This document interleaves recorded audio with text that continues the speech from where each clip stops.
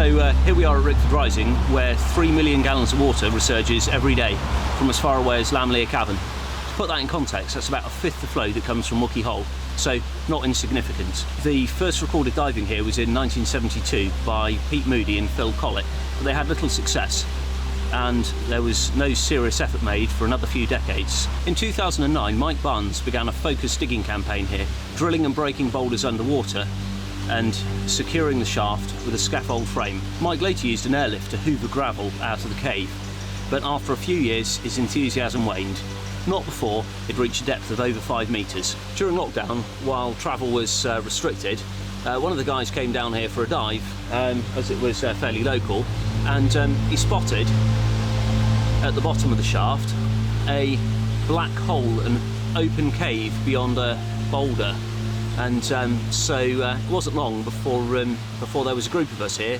to attempt to pull it out. Since this has been our first underwater dig, progress has been steady, well, slow really, with various techniques being tried and learning from what works and what doesn't work. Fortunately, the water flows fast enough here that visibility soon recovers and we're able to continue again. But that also makes it very difficult to load muck into tubs, with the tubs floating up past you and tangling you up. It's a real challenge. Communication with the surface team has also been a challenge, particularly when they have other priorities.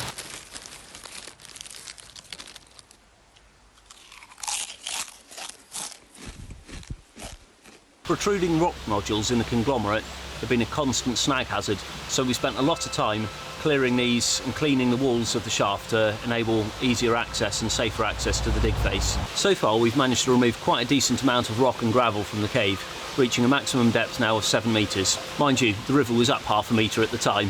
We managed to get the boulder out anyway, but unfortunately the continuation was too small for an adult to fit through. So I've just been for a quick dig here this morning, and the end is wide open. Well, it's open, there's a good flow coming out, but it's just a bit too small for me to get through at the moment. Fortunately, we've got our secret weapon on the digging team. Well then, at the bottom of the cave is a smaller hole. Is it? Did you manage to fit through, Daniel? Well, it was quite small, but I managed to wriggle down. And did you get very far? Well, not very far, because then it popped out into a big cave. A big cave? How big was it? What was it like?